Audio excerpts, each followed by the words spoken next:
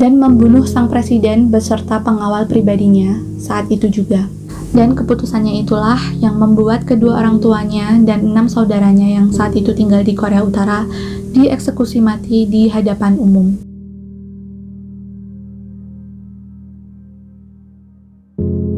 Hai guys, aku Lala, selamat datang kembali di channelku. Aku mau ngucapin terima kasih buat kalian semua yang udah klik video ini ya. Jadi guys, di video kali ini kita mau bahas tentang tragedi penyerangan yang terjadi di Blue House, Korea Selatan pada tahun 1968. Buat kalian yang penasaran, simak terus ya ceritanya.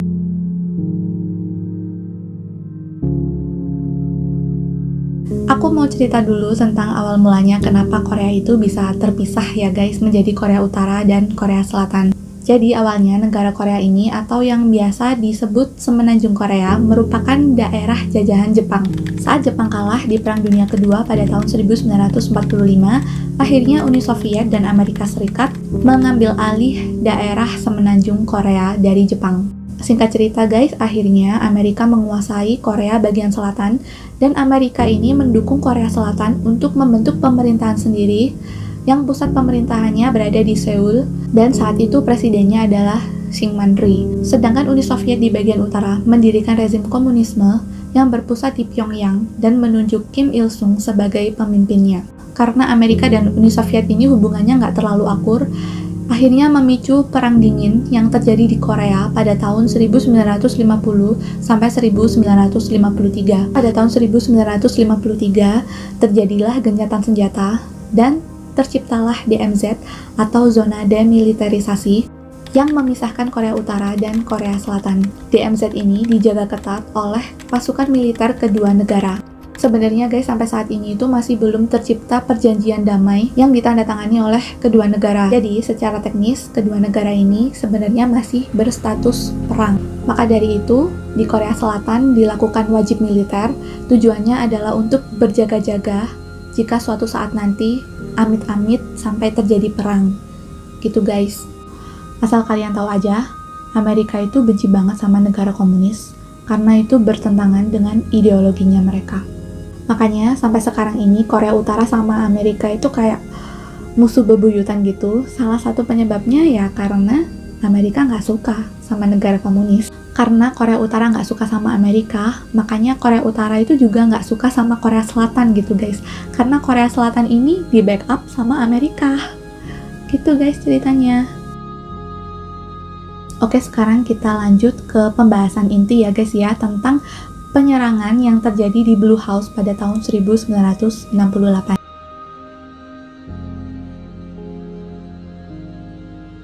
Peristiwa penyerangan yang terjadi di Blue House tahun 1968 ini direncanakan oleh Korea Utara. Tujuan utamanya adalah untuk balas dendam gitu guys. Jadi saat itu Korea Utara menunjuk 31 orang pasukan elit unit ke-124 untuk melakukan penyerangan dengan tujuan untuk membunuh Presiden Park Chung-hee. Pada tanggal 17 Januari 1968, tepatnya jam 11 malam, ke-31 anggota pasukan khusus ini berhasil melewati perbatasan DMZ dan mereka mendirikan kemah di dekat markas divisi Amerika. Malam berikutnya, mereka bergerak lagi dan berhasil menyeberangi Sungai Imjin, lalu mendirikan kemah di Gunung Simbong. Jadi, pasukan ini melakukan perjalanan saat malam hari dan tidur saat siang hari. Nah, saat berkemah itulah mereka bertemu dengan 4 penduduk lokal yang sedang menebang pohon. Para penyusup ini akhirnya berdebat, penduduk lokal ini dibunuh atau enggak gitu guys. Jadi mereka itu takut kalau penduduk lokal ini nanti bakal lapor polisi gitu. Pemimpin kelompok tersebut akhirnya memilih untuk mendoktrin keempat warga tersebut dengan doktrin komunisme. Dan dia juga mengancam keempat warga tersebut agar tidak melapor ke polisi. Nah, setelah dia yakin bahwa keempat warga ini tidak akan melapor alias tutup mulut, akhirnya mereka dibebaskan. Tapi akhirnya warga tersebut melapor kepada polisi dan menceritakan tentang keberadaan penyusup yang mereka temui di gunung. Pasukan militer Korea Selatan akhirnya bergerak cepat untuk memburu para penyusup tersebut. Tapi para penyusup tersebut bergerak lebih cepat dan mereka berhasil melewati gunung. Dan dalam 2 hari, mereka sudah mendekati lokasi target operasi. Para penyusup ini terus bergerak mendekati Blue House, dan agar tidak mencurigakan, mereka membentuk beberapa regu, setiap regunya berisi 2-3 orang. Dan pada tanggal 21 Januari 1968, mereka berkumpul di sebuah kuil Sunggasa. Pasukan militer Korea Selatan akhirnya memperketat penjagaan di daerah Seoul, dan para penyusup tersebut kesulitan untuk bergerak. Para penyusup menyadari bahwa rencana awal mereka hanya memiliki sedikit peluang untuk berhasil, maka dari itu, pemimpin pasukan melakukan improvisasi. Mereka akhirnya mengenakan tentara pasukan militer Korea Selatan dan menggunakan tanda pengenal Divisi Infanteri ke-26. Mereka kemudian menyamar menjadi bagian dari pasukan militer Korea Selatan yang memburu para penyusup. Mereka berbaris dengan berani di Samcheong Road dan berhasil melewati beberapa pos penjagaan tanpa hambatan. Hingga akhirnya pada 21 Januari jam 10 malam, mereka hanya berjarak beberapa ratus meter dari target operasi, yaitu Blue House. Pada saat itu, kepala polisi di distrik Jongno yang bernama Choi Gyu-sik melakukan patroli dan menyelidiki sekelompok peleton mencurigakan yang dilaporkan oleh seorang penjaga di daerah tersebut. Choi lalu menghentikan pasukan Korea Utara tersebut dan meminta agar mereka menunjukkan dokumen resmi mereka. Kejadian berlangsung sangat tiba-tiba. Saat itu pasukan Korea Utara mengeluarkan senjata mereka dan menembak mati Choi beserta supirnya. Karena terdengar suara baku tembak, akhirnya pasukan militer yang saat itu sedang berjaga di dekat lokasi ikut terlibat baku tembak dengan tentara militer Korea Utara. Dan pada saat itu ada sebuah bus yang nggak sengaja lewat, akhirnya terkena tembakan dan meledak oleh granat. Tank militer Korea Selatan akhirnya berdatangan, dan Korea Utara ini berpikir bahwa perlawanan mereka itu udah nggak mungkin berhasil gitu guys. Akhirnya mereka memutuskan untuk melarikan diri dan berpencar. Dari ke-31 pasukan Korea Utara yang dikirim, hanya ada 2 orang yang berhasil hidup. Sisanya ada yang ditembak mati saat pelarian dan ada pula yang melakukan bunuh diri.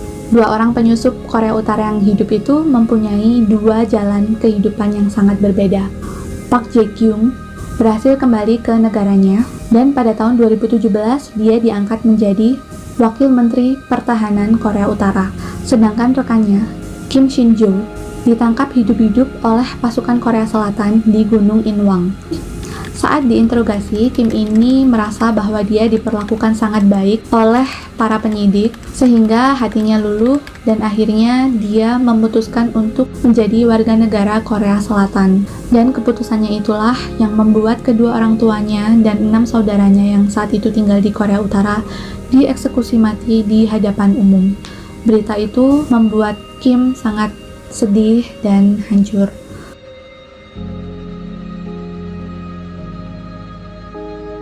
Dan begitulah rencana Korea Utara untuk membunuh Presiden Park Chung-hee akhirnya gatal alias gagal total. Tapi ternyata sang presiden mempunyai banyak sekali musuh. Pada tahun 1974, ada seorang simpatisan Korea Utara yang berasal dari negara Jepang.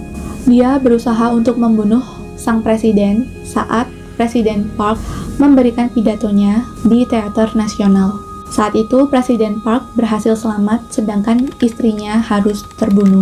Selang 5 tahun kemudian, tahun 1979, terjadi unjuk rasa di Korea Selatan yang mengkritik pemerintahan Presiden Park. Saat jamuan makan malam di rumah persembunyian Presiden Park, pengawal pribadi Presiden mengkritik Direktur Intelijen Korea Selatan karena dia dianggap kurang tegas dalam menghadapi para demonstran. Sang Direktur Intelijen Kim Jae-gyu yang saat itu merasa sangat marah, akhirnya dia melepaskan tembakan dan membunuh sang presiden beserta pengawal pribadinya saat itu juga. Dan begitulah akhir kisah Presiden Park. Beliau meninggal bukan di tangan musuh, melainkan di tangan orang terdekatnya.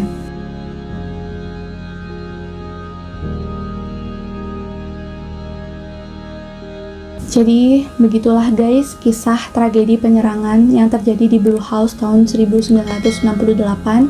Aku minta maaf kalau masih ada informasi yang kurang akurat dan kurang lengkap yang aku sampaikan tadi.